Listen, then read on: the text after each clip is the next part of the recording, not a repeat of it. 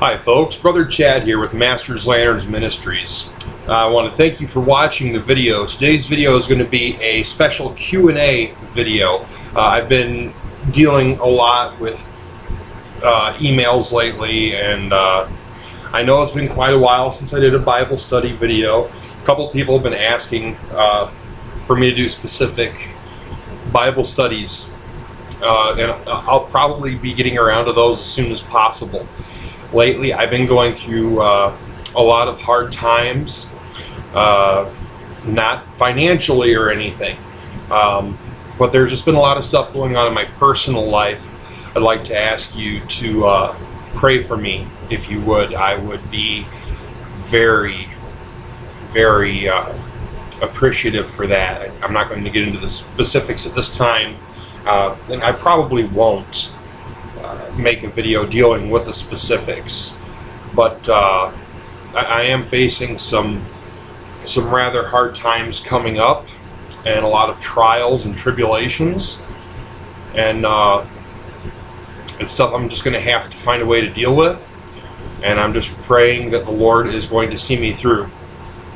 So anyway, contact information, you can find us on Facebook.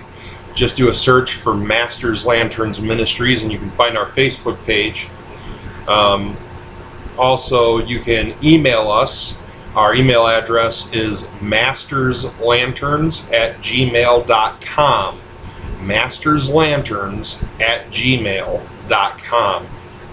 And I'll probably put a link down there to our email or something. So anyway, today I'm going to be doing a Q&A session, and I pulled three questions that I've been sent in an email, and I've went ahead and I've edited them down a little bit because any of you who's emailed me, if you're emailing me with an honest question and you're not just trying to attack me or the ministry, I'm a talkative person, and I don't just want to answer your question. I want to get to know you. I want to have fellowship with you, and I want to try to serve you and help you in any way I can. So I'm going to take a couple of the emails, and I've condensed them down to single cards so I can just read that off. So I'm going to go ahead and get into that. I am planning, because of a couple of the conversations I've been having in email, I am planning on doing probably a 2-part study, maybe 3. But we'll see how that goes, because I really don't know how things are going to be going for me the next few months. It looks like I'm towards the end of the bed bug problem I've been having in my apartment building. I've been dealing with that now. We're in July 2017, and it started back in October, November 2016. And it seems like every fall or winter, I end up getting bed bugs again. But it looks like, I've only seen one bed bug in the last month. And I saw that just 2 days ago in my bathroom. So praise the Lord, it looks like I'm getting near the end of that. So without further ado, let's go ahead and jump into 3 of these that I took the time just to write down. This is from Terry. He says, I thought you were lying about the JWs, the Jehovah's Witnesses, being a cult, but my cousin has been telling me how they're ruining our family. You see, I have a cousin who's throwing a family reunion, and her sister is a Jehovah's Witness. She's upset that her sister won't come to the reunion for fear of being kicked out of the church. What can I or my cousin do? Honestly, there's not really a whole lot you can do. When you're dealing with Jehovah's Witnesses, you are dealing with a non-Christian cult. Now, with your situation, it's unique because I know that Jehovah's Witnesses, they don't celebrate holidays. So I've come to expect that. But I've never heard them say much about family get-togethers. I mean, if there's going to be, I can definitely see it. If there's going to be a number of disfellowshipped ex-Jehovah's Witnesses there, then I could see where, the district overseer would step in and say, you're not allowed to go to that, or we're going to disfellowship you. I could see something like that. But if you have a few family members that are Jehovah's Witnesses and they're all in good standing with the organization, and there's not going to be anyone there trying to rattle their faith, I don't see where they would be trying to control her and say, oh no, you're not allowed to go. Now, when I did talk to Terry, one thing I did find out is that the Jehovah Witness cousin, it's actually, the cousin's sister. I think it might be a stepsister or something. I'm not sure. But anyway, it's her aunt, the Jehovah's Witness's aunt, who's also a Jehovah's Witness, who's been telling her, you're not allowed to go, you'll be disfellowshipped. Well, first off, she's not the district overseer. So she wouldn't have the authority to say that your cousin's sister could be disfellowshipped. She could say that could be a potential problem if she chooses to go to that. But if there's any doubts, what the cousin's sister needs to do is get a hold of her district overseer, or actually get a hold of her local elder for the congregation she's attending. And if he's unsure, then she can get a hold of the local district overseer and ask him. And that should give her the answer.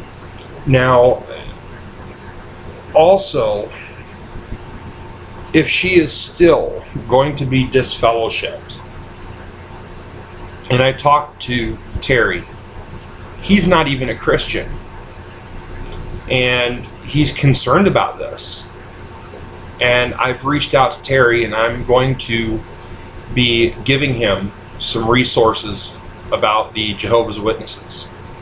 And if there's any Jehovah's Witnesses that watch this, or ex-Jehovah's Witnesses, then there are books out there. Crisis of Conscience, I think, was one of them that you can get, and that's a testimony of a ex-Jehovah's Witness, and why he left. And because there is so much stuff going on when it comes to Jehovah's Witnesses, it's not even funny. Also, there are a few books you can get if you want to do a little bit more research on why Jehovah's Witnesses are classified as a cult. You can get a copy of Kingdom of the Cults. You can just do a Google search for Kingdom of the Cults, Walter Martin PDF. Just search for that, Kingdom of the Cults, Walter Martin PDF. You'll be able to download a free copy of the book. And it has a single chapter. Now, you need to read the first couple chapters, because it explains what a cult is, the purpose of the book, whatever. And that sets the tone so that you can understand the chapter that Walter wrote on Jehovah's Witnesses. The chapter in the most current version, which is the purple book right there, is, I believe, 120 pages, and it is complete with history and facts. They're fully documented. Jehovah's Witnesses have been trying to deny them for years. Many of the times I've brought stuff up which, from the book, and they said, well, I don't believe it. I had to do the research myself, track it down, find scans of those actual publications, and I had to present the scans to a Jehovah's Witness. And even then he refused to read it. And I just came out and I said, oh, what? Are you refusing to read the Watchtower because you know the Watchtower is a lie? Because you're telling me it's the truth. If it's the truth, why do you not want to read it now?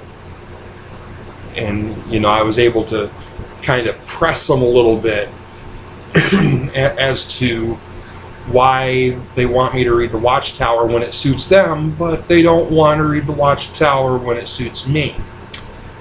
And sometimes you got to be a little underhanded with the Jehovah's Witness, because they are trained. They are flat out trained to lie to your face. And I could tell you some stories about that. But yeah, Kingdom of the Cults by Walter Martin. Excellent book. I think every Christian should have it. Then there's also Handbook of Today's Religions, which is also behind me, by Josh McDowell. That has a section on Jehovah's Witnesses and Christian theology. Excellent. That's another excellent source. Very brief compared to Walter Martin's book, but it covers a lot more subjects, which is why it's more brief, even though, smaller book, many subjects. It's going to be condensed down quite a bit. I mainly use Handbook of Today's Religions by Josh McDowell, mainly as a reference, while for more in-depth study, I'll use Kingdom of the Cults. Another good book, and I have it up here, 30 Years, I just had to look up the title, 30 Years, A Watchtower Slave. I read the book cover to cover. Very interesting read. This is 30 Years, A Watchtower Slave was written by an ex-Jehovah's Witness. And even though he came out of the Watchtower, I don't think the Watchtower got all the way out of him. I really don't. But there are also other websites you can go to, and they'll help you out. I'm trying to think of the one,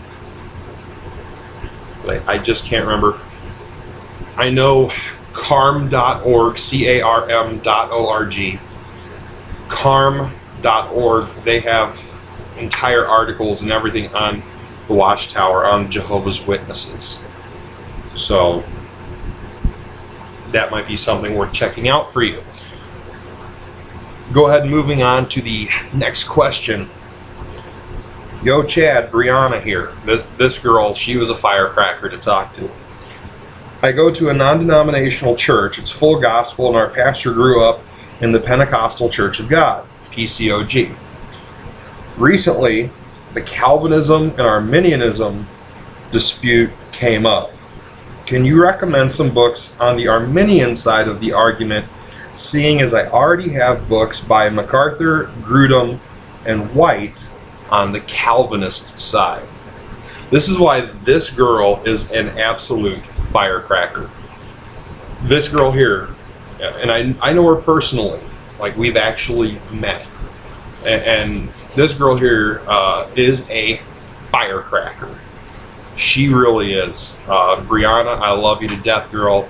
You are just a sweetheart, and I cannot wait till we get to hang out again, have our good chats, go out witnessing together. I could tell you guys stories about this girl. She is bold. But anyway, okay, Brianna, so you've asked this question. What books do you have on the Arminian side of the argument?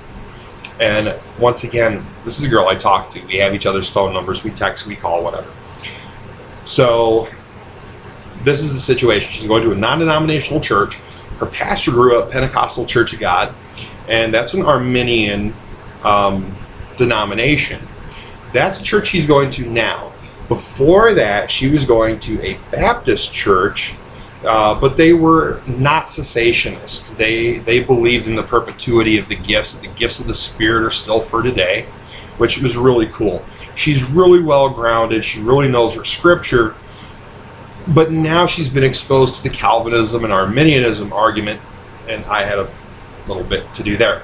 But anywho, she's going to this other church now. She's really happy there. She's really liking it.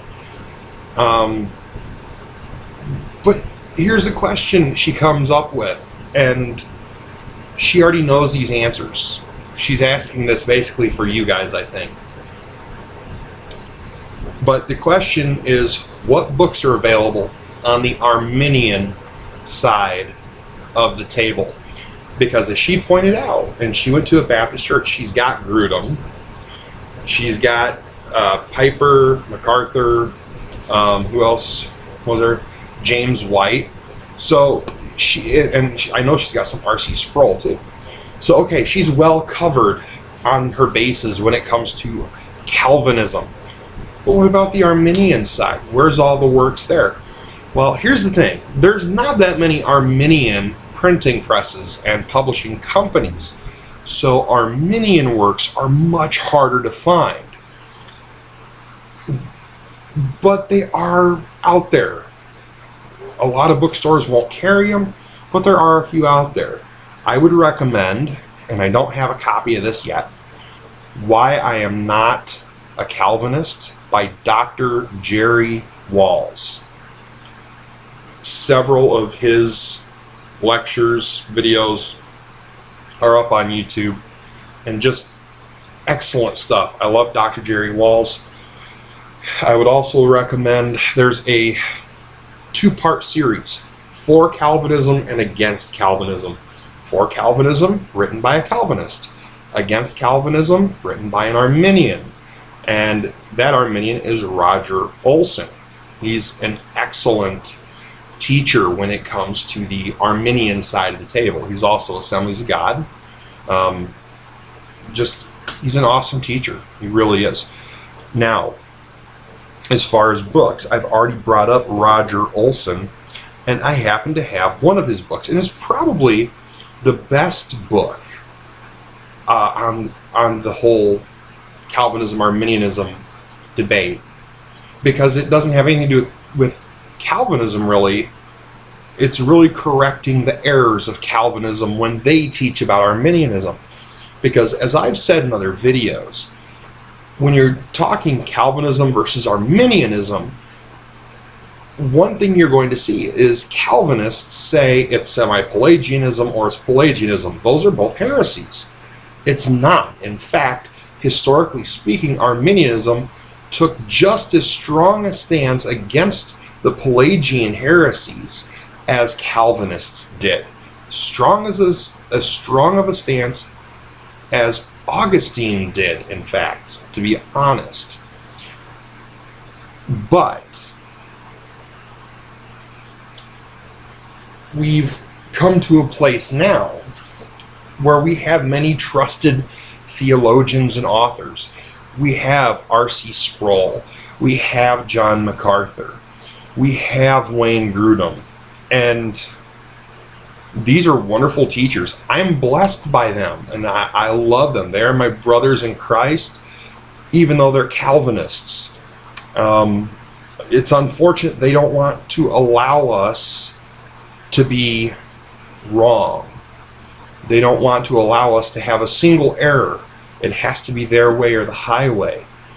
I'm willing, and I can say, listen, I don't believe in Calvinism, and I have friends that are Calvinists. I listen to teachers that are Calvinists. I can disagree with them, and I can say, you know what, you guys are in error, but I'll allow you that error. And I'm still going to benefit from your teaching, and I'm still going to love you, and I'd still be willing to fellowship with you. Unfortunately, you don't see that too often, that kind of Christian love. You don't see it too often coming from the Calvinist camp. You do see it from James White, who one of his best friends is a Arminian. So just something to think of. But here's the book by Roger Olson that I recommend. Arminian Theology, Myths and Realities by Roger E. Olson. I got this for Christmas last year. Hardcover book, published by InterVarsity Press, IVP. And it's got recommendations from David Neff of Christianity Today, Kenneth Collins, Professor of Historical Theology and Wesley Studies at Asbury Theological Seminary, Elmer M. Collier, Professor of Historical Theology, Stanley Professor of Wesley Studies, University of Dubuque Theological Seminary, Jonathan R. Wilson, Pioneer McDonald, Professor of Theology at Carey Theological College, Fisher Humphreys, Professor of Divinity, Beeson Divinity School, Samford University, and Terence Thiessen, Professor Emeritus of Systematic Theology and Ethics, Providence Theological Seminary. So this has some pretty heavy hitters recommending it. And basically, here's the deal. If you want to learn about Arminianism, if you listen to what James White, to what John MacArthur, R.C. Sproul, Wayne Grudem have to say, they are going to try to equate Arminianism with one of the two heresies of semi-Pelagianism or Pelagianism. This book completely debunks that, and it's a small book. I have not read it yet, but I have listened to numerous reviews on this, as well as many lectures and discussions that the author has had, and I know he's rock solid. So if you want to learn about what Arminianism teaches, don't listen to Sproul, don't listen to MacArthur, don't listen to Grudem or White. Go to an actual Arminian. The entire goal of this book is to set the record straight as to what Arminians do and do not believe. So this is probably the number one source I would recommend. Now, if you're looking for something a little bit more specific, okay? Now, I'm an Arminian, and I do believe in conditional eternal security. In other words, I reject once saved, always saved. And that's fine. If you believe it, I can still fellowship with you. We can agree to disagree if you're willing to. I am. But if you're looking for something on the doctrine of election, because most Calvinists say, well, Arminians just believe in free will and blah, blah, blah, and they're dead wrong. But here's a book by a Baptist who rejects the Calvinist view of unconditional election. And this I got used from Amazon. This is called Elect in the Son by Robert Shank. He was a Southern Baptist. He was a Southern Baptist minister, and I believe he was a teacher or a theologian or pastor or something. But anyway, when he wrote this was his second book he wrote. His first one was called Life in the Son. In Elect in the Son, he looked at the doctrine of election. And he believes, after his in-depth study, he believes thoroughly in corporate election, or what we'd call class election. And it's an alternative view. It's in the Arminian camp, and Calvinists believe in unconditional election. Arminians believe in conditional election. There's actually two different Arminian views when it comes to election of conditional. There's what we call the prescient view and the corporate view. I hold to the corporate view. And that's what that book is all about also. Now, if you want to look at the facts about once saved, always saved, then here's my new copy I just got for Christmas. Life in the Son by Robert Shank. Bethany House Publishers. Excellent book, a theological book dealing with doctrine. But this gives you the Arminian position on the Calvinist view of, or this would counter the Calvinist view of perseverance of the saints. I'll just set that to the side and put it away later.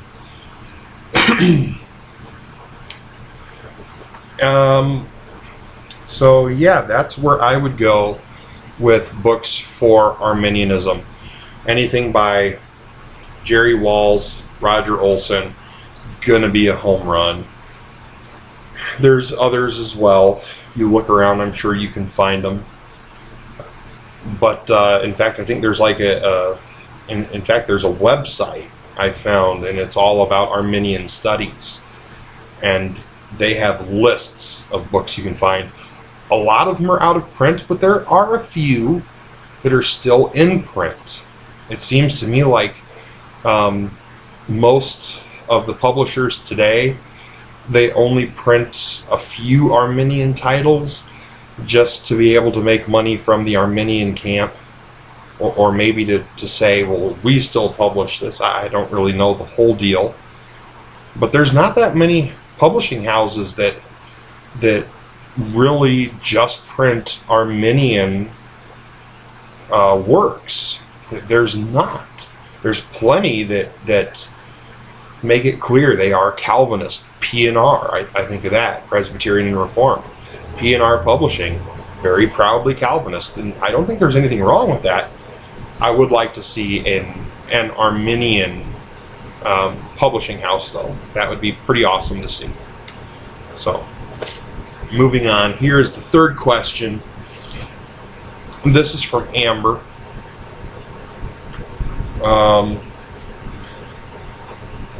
This is one we've had some interesting talks.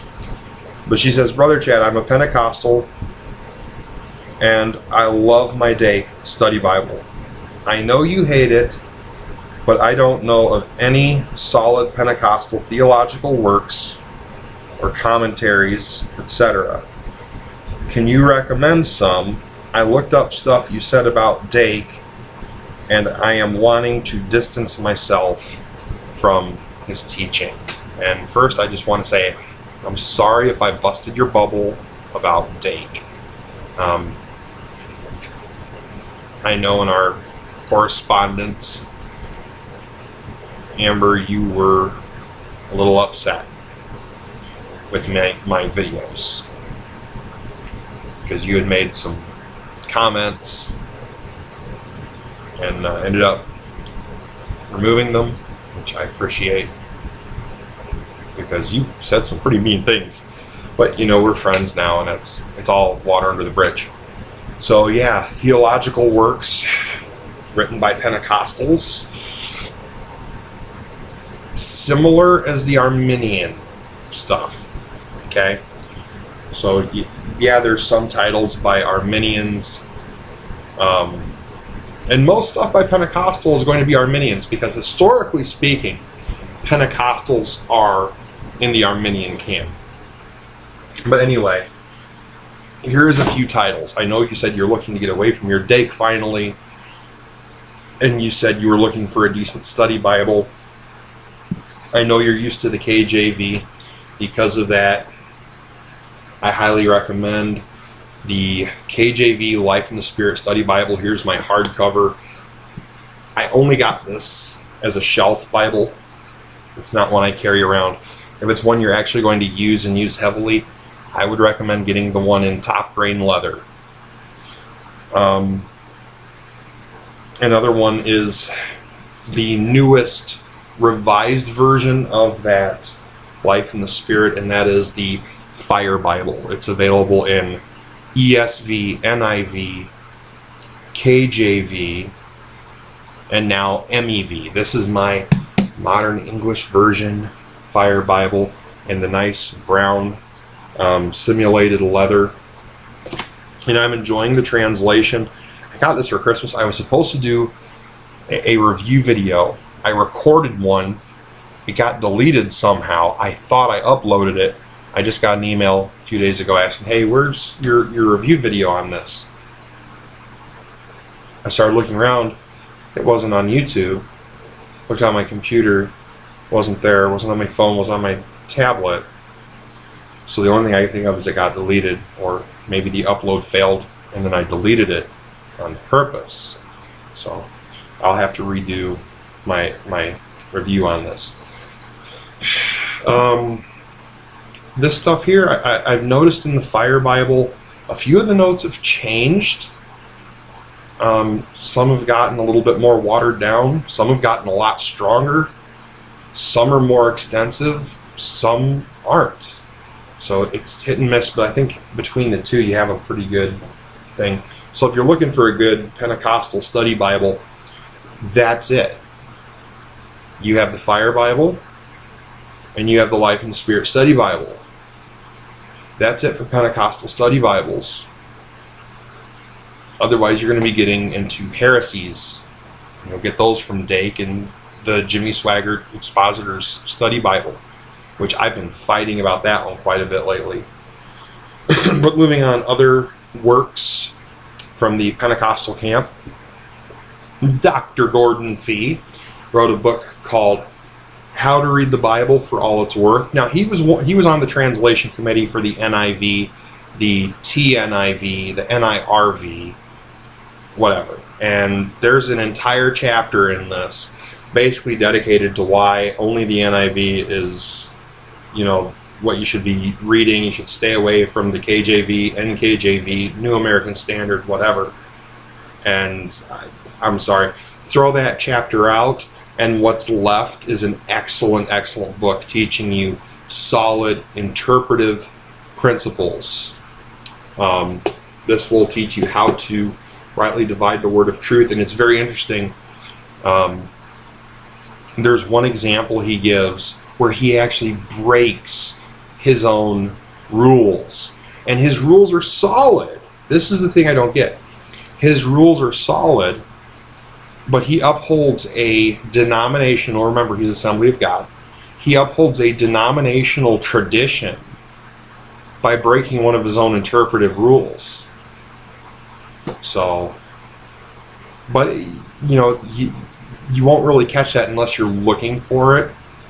I just noticed it because I don't hold to that denominational view, even though I used to be a member of the Assemblies of God, was not ordained or licensed or credentialed with them. But I was a member of an Assembly of God church. I always disagreed with them on this one thing, and I caught him doing it. I'm like, you had to break your own rule. And then I went online, read reviews, and sure enough, other people spotted him breaking his own interpretive rule. But that's common, actually. I'm finding that quite a bit in hermeneutic works, where people will break their own interpretive rules just to hold to a denominational tradition or a personal bias. So, but still, nonetheless, this is a very good book written by a Pentecostal, Gordon Fee. Highly recommend it. He also has some others out. See if they have them listed here. Thought they did. How to Read the Bible book by book. And there was another one, How to Choose a Bible Translation for All It's Worth, which I wouldn't even go there because he showed so much bias in his chapter in this one. And I'm trying to think what chapter it was. I think it was chapter 2. Yeah. The second chapter, I think, is the one you just need to tape it off or cut it out, whatever. Because all it is an advertisement for one of the NIVs. So, but yeah, there's a good hermeneutics book written by a Pentecostal. Doctrinal works, I got small, medium, and large here. So if you want a small book, here's an old copy of mine, Bible Doctrines by P.C. Nelson. This book is still in print. It has a different cover now. But this is just a short 126-page booklet.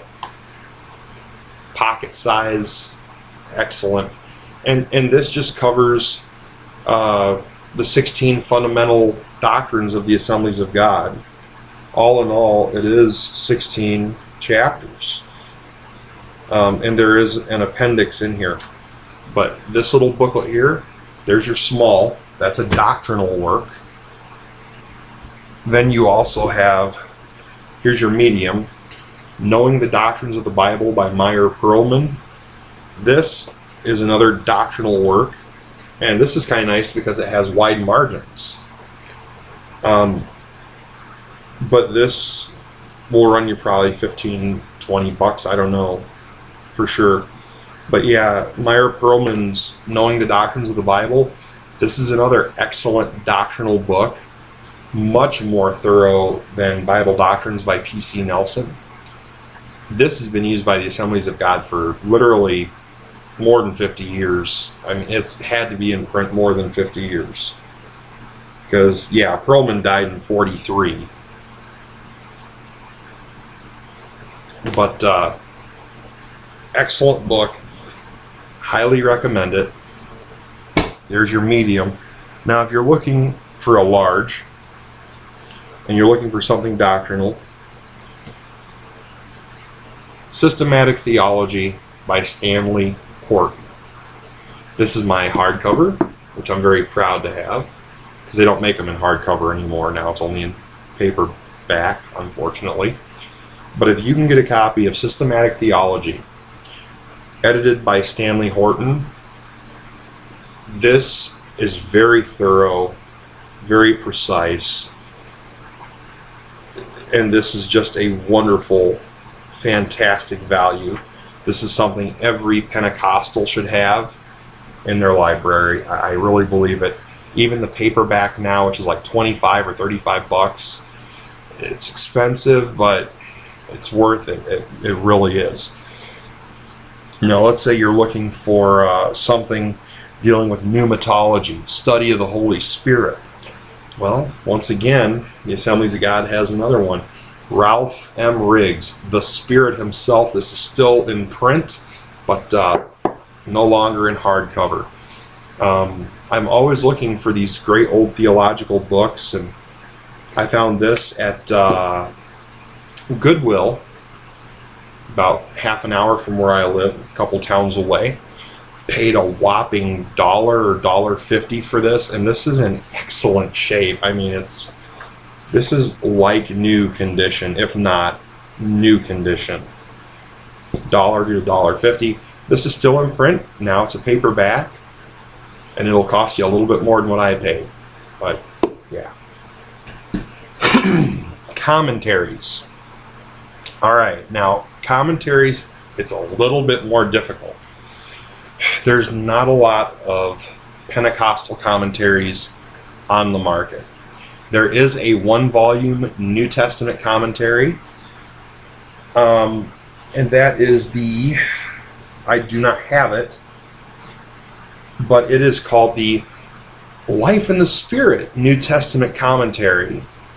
It's like just over 1,000 pages or something, and it's a commentary just on the New Testament. But it's available. I've seen it. I'm probably going to pick a copy up. Well, I will pick a copy up. There's some commentaries published by Stanley Horton. I know he's got one on Acts, Corinthians, and I think one on Revelation and Isaiah. I know he's got one on Isaiah as well. So you can go there. Gordon Fee does have a few commentaries that he's written. There is a younger guy out there, not young as in like my age or 20s even, young as in 40s, but he's got a PhD. His name is Craig Keener. He just wrote the most exhaustive commentary ever written on the book of Acts. It is 4 volumes long. I also have his Bible background commentary on the New Testament, 2nd edition. This is courtesy of InterVarsity Press, IVP. This is considered one of the finest Bible background commentaries ever used. Calvinists love this thing. And I laugh because I was actually looking at a Calvinist message board. I'm not a member of it, but I just go there to read comments, sometimes get information. And someone asked if there was any good Pentecostal commentaries, and I thought, ooh, this will be a good thread to read. So I began reading it, and someone said, and it was a good laugh, but they said Pentecostal and commentary, that would it said something about Pentecostal and commentary, that would refer to a Pentecostal scholar, and unfortunately if you're Pentecostal you cannot be a scholar. And that was like, ouch, okay, that hurt. And then other people brought up, why would Pentecostals need a Bible commentary? They don't ever read their Bible. And I'm like, ooh, wow, these guys are harsh. And then someone finally said, what about the Bible background commentary by Craig Keener for the New Testament? Someone said, Craig Keener's not Pentecostal.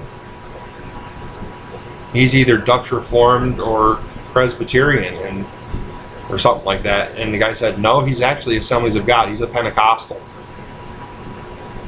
And instead of saying, wow, I guess I was wrong, the guy said, oh, I guess I'm going to have to burn that one now. And I thought, what an arrogant jerk. And someone else said, you know, you said that was one of your favorite commentaries. And he said, well, yeah, it was, but now I understand why he believes a person can lose their salvation and stuff like that. And I'm like, my goodness, you're just making mountains out of theological molehills. You're more concerned about being theologically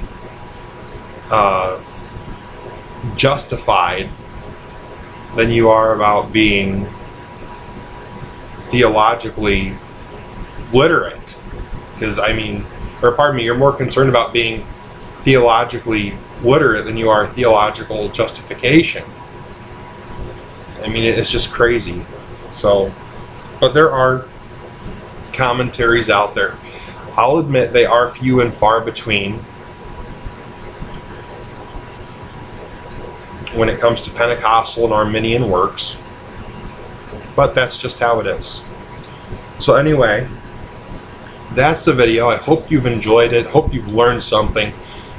Want to go ahead and encourage you to visit our Facebook page, facebook.com/Masters Lanterns Ministries. I think that's, yeah, I'm pretty sure that's our Facebook page. If not, just go to Facebook and type in Masters Lanterns Ministries. You'll find the page. If you want to drop us an email, questions, comments, or just want someone to shoot the breeze with, go ahead and drop us an email. I'll get back to you as soon as I can. And our email address is masterslanterns@gmail.com. I'll probably drop all this stuff down in the description box anyway. So I hope you've enjoyed this video. I hope it's been beneficial to you. Until next time, I'm Brother Chad with Masters Lanterns Ministries, saying thank you for watching. God bless, and have a great night.